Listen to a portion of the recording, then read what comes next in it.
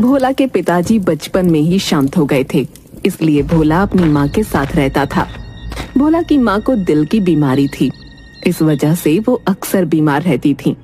घर का खर्चा चलाना बहुत ही मुश्किल था, इसलिए उसे जो भी काम मिलता वो कर लेता। पर इन सब से भी घर का खर्चा और माँ की दवाइयाँ लाने में बहुत मुश्किल होती। बेटा, मेरी दवाइयाँ खत्म हो गई हैं। माँ, मैं कल ही शहर जाकर तेरी दवाइयाँ ले आऊंगा।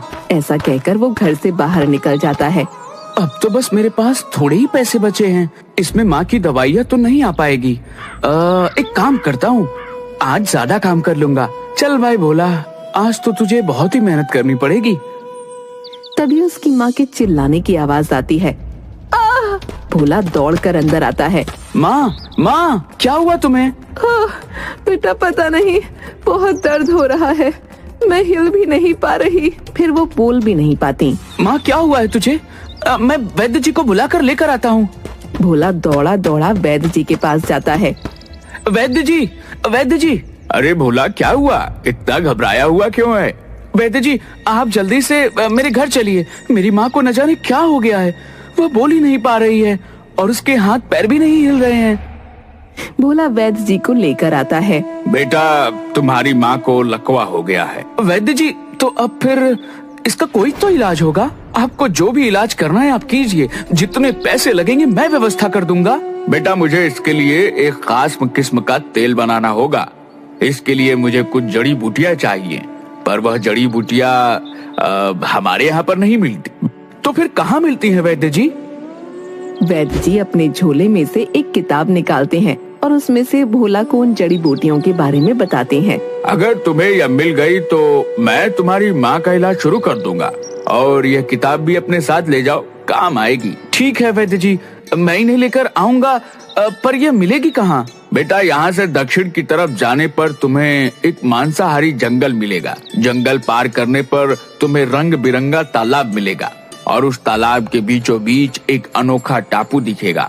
वहाँ पर तुम्हें यह जड़ी बूटी मिल जाएगी। अच्छा वैद्य जी, मैं कल सुबह ही वहाँ के लिए निकलता हूँ। ठीक है बेटा, पर तुम्हें बहुत ही ज्यादा सावधानी बरतनी पड़ेगी।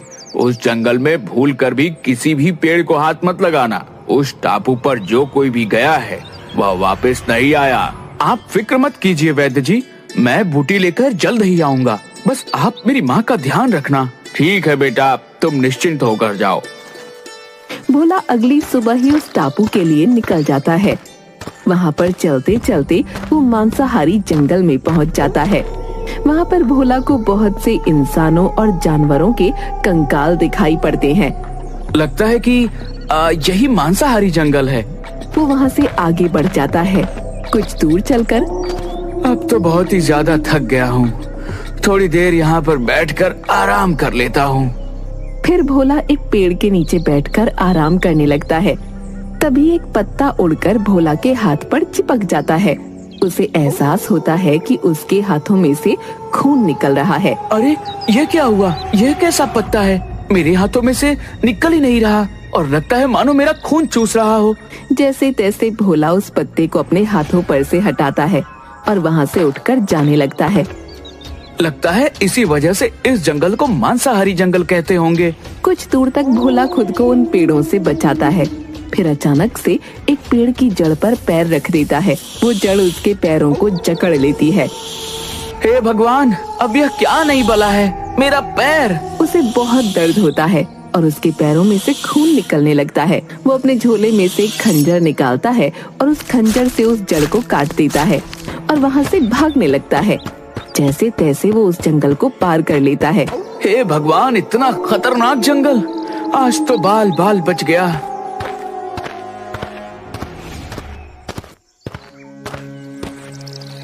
कुछ दूर चलने पर उसे एक तालाब दिखता है। उस तालाब के अंदर एक टापू दिखता है।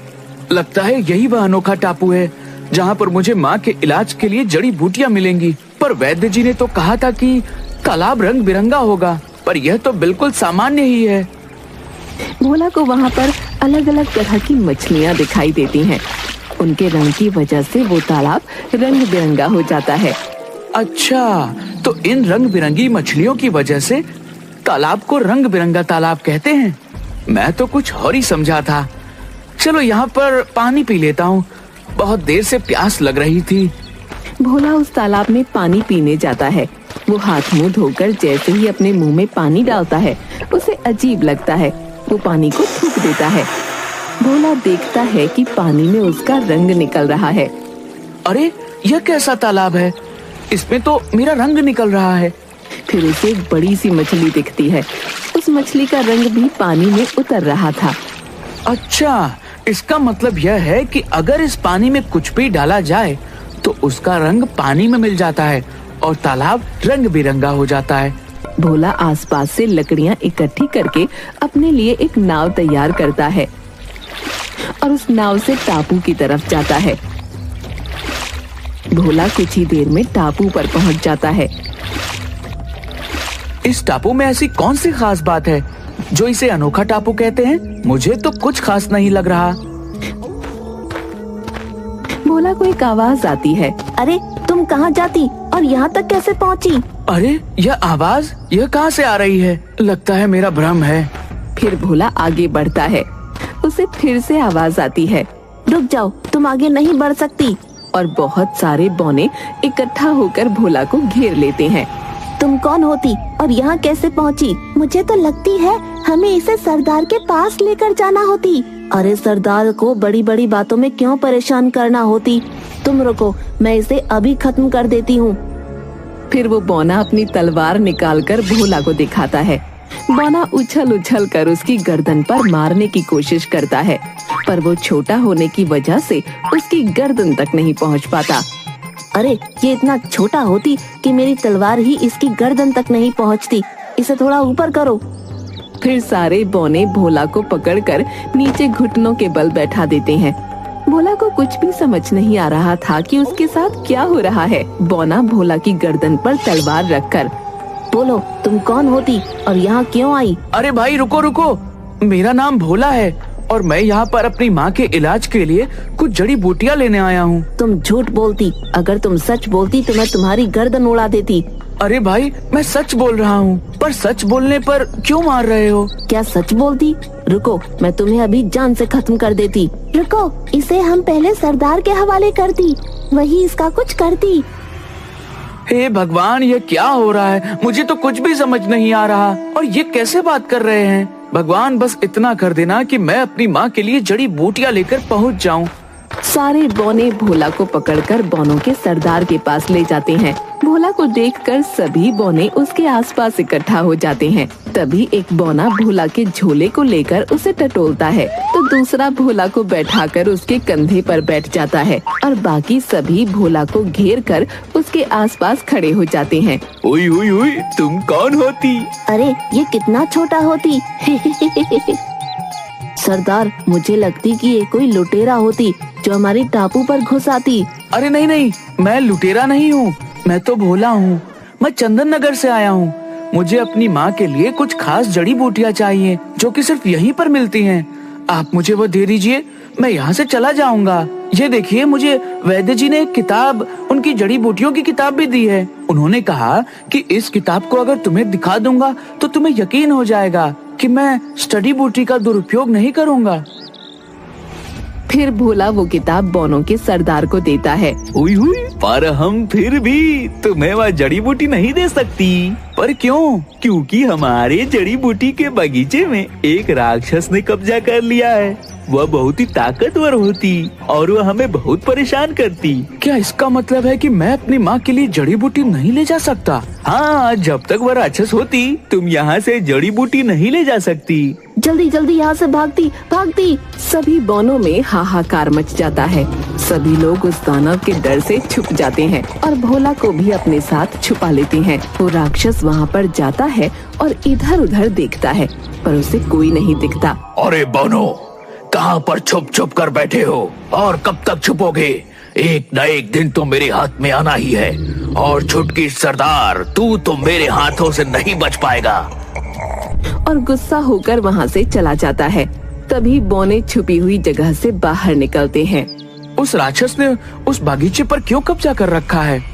क्योंकि वह राक्षस कहती कि उसने बहुत समय पहले उस जगह पर खजाना छुपा कर रखती और अब हमने वहाँ पर बगीचा बना लेती। इस वजह से वह राक्षस हमें परेशान करती, हमें मारती और हमारे बगीचे को खत्म कर देती।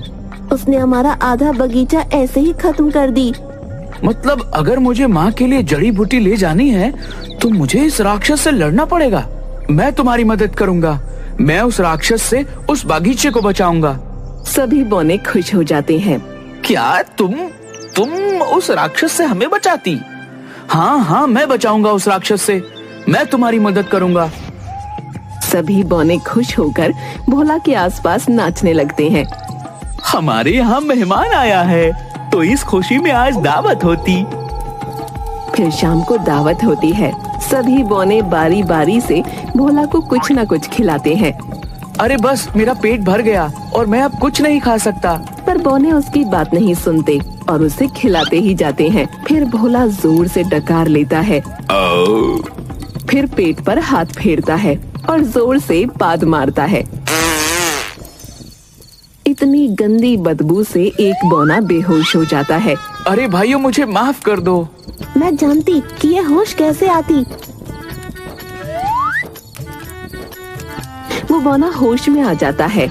अच्छा, अब खाना पीना तो बहुत हो गया, पर मुझे यह बताओ कि हम उस दानव को कैसे मार सकते हैं? वह तो हमें बौना दादा से ही पूछना होती, वही हमें बता सकती। बौना दादा, ये कौन है? ये हमारे टापू के सबसे बुजुर्ग बौने हैं। फिर भोला और बौने मिलकर बौना दादा के पास जाते हैं। बौना दादा, हमारे यहाँ मेहमान आई है। यह हमें उस राक्षस के चंगुल से बचाएगी। क्या तुम सच कहती? वो हमें राक्षस से बचाती? हाँ बौना दादा, मुझे अपनी माँ के इलाज के लिए जड़ी बूटी की जरूरत है। बस आप मुझे यह बताइए कि मैं उस राक्षस को कैसे मार सकता हूँ? उस राक्षस की जान उसकी पूंछ में होती। अगर तुम उसकी पूंछ काट देंगे तो वह राक्षस मर जाती, पर आज तक ऐसा कोई भी नहीं कर पाई। हमें तो उस राक्षस के सामने खड़े होने की भी डर लगती। मैं करूँगा उस राक्षस का सामना। तभी एक बौना वहाँ आ जाता है। वह राक्षस फिर से आ जाती, जल्दी जल्दी छुप जाती। नहीं, अब भागने की जरूरत नहीं है। मैं करूँगा उस राक्षस का सामना। फिर सभी उस राक्षस के आसपास इकट्ठा हो जाते हैं और भोला भी वहाँ पर होता है। अरे इस बौने की बस्ती में यह इंसान कहाँ से आ गया? ए राक्षस, चला जा यहाँ से। चला जाऊं? तो अच्छा, तो अब मुझे मरवाने के लिए तुम इंसान की मदद लोगे? हाँ, ये हमें तुमसे बचाती। तो मैं भी देखता हूँ कि यह कैसे मेरा सामना करेगा। तो ठीक है, कल शाम को तुम फिर यहाँ आना। अगर मैं जीत गया तो तुम इस टापू को छोड़कर यहाँ से चले जाओगे, और अगर मैं जीता तो इन बौनों को हमेशा मेरी गुलामी करनी पड़ेगी। ठीक है, मुझे मंजूर है। तो कल शाम को मुकाबला पक्का। वो राक्षस चुनौती स्वीकार करके फिर से बगीचे में लौट जाता है। फिर बौने और भोला मिलकर योजना बनाते हैं। कल शाम को जब मुकाबला होगा तो मैं लड़ाई से उस राक्षस का ध्यान भटकाऊंगा। तभी मेरे पीछे से जाकर उसकी पूंछ में आग लगा देना। सभी बौने शाम को मुकाबले की तैयारी करते हैं। शाम को राक्षस फिर से आ जाता है। ऐ इंसान, तैयार है हारने के लिए? हाँ, मैं तैयार हूँ। फिर भोला और राक्षस दोनों का मुकाबला शुरू हो जाता है। राक्षस खड़ा होता है और भोला राक्षस को मारने के लिए जाता है, पर उल्टा भोला ही नीचे गिर जाता है। अरे बाप रे, यह राक्षस तो इतना ताकतवर है, मैं इसका सामना कैसे करूँगा? फिर राक्षस भोला को दोनों हाथों से उठाकर हवा में उठा देता है और भोला को नीचे फेंक देता है। भोला को दिन में ही तारे दिखने लगते हैं। फिर भोला खुद को बचाने के लिए उस राक्षस के आगे आगे भागने लगता है। अपने आप को इस राक्षस से खुद को कैसे बचाऊं? यह तो मेरी जान ही ले लेगा। हाँ, मैं धूल उसकी आंखों में उड़ा देता हूँ। फिर भोला जमीन की धूल को राक्षस की आंख में उड़ा देता है। राक्षस को कुछ नजर नहीं आता और वो चिल्लाने लगता है। तभी एक बौना पीछे से उसकी पूंछ में आग लगा देता है। बचाओ, बचाओ, तुम सबने मेरे साथ धोखा किया है। और राक्षस नष्ट हो जाता है। सब बौने खुश हो जाते हैं और नाचने लगते हैं। अब तो मुझे वह जड़ी बूटी मिल जाएगी ना? हाँ, अब तुम उस जड़ी बूटी को ले जा सकती। मैं खुद तुम्हें वह जड़ी बूटी देती। सुबह होते ही बोनो का सरदार भोला को बगीचे में ले जाकर उसे जो भी जड़ी बूटियां चाहिए थीं, वो दे देता है। ध्यान रखती, इसे किसी भी गलत इंसान के हाथ में नहीं देती, नहीं तो कोई भी इसका दुरुपयोग कर सकती। ठीक है, मैं ध्यान रखूंगा। यह लेती, इस ताबीज को पहनकर तुम सुरक्षित घर पर पहुंच जाती और इसकी मदद से तुम्हें कोई भी चोट नहीं पहुंचा सकती। भोला बोने के गले मिलकर अपने घर के लिए निकल जाता है। यह लीजिए वैद्य जी, आपने जो जो जड़ी बूटियां कही थी मैं सभी लेकर आया हूँ। अरे वाह बेटा, तुमने तो नामुमकिन को भी मुमकिन कर दिया। मैं अभी से वह खास तेल बनाना शुरू कर देता हूँ। फिर वैद्य जी वो खास तेल बना देते हैं और भोला की माँ का इलाज शुरू कर देते हैं।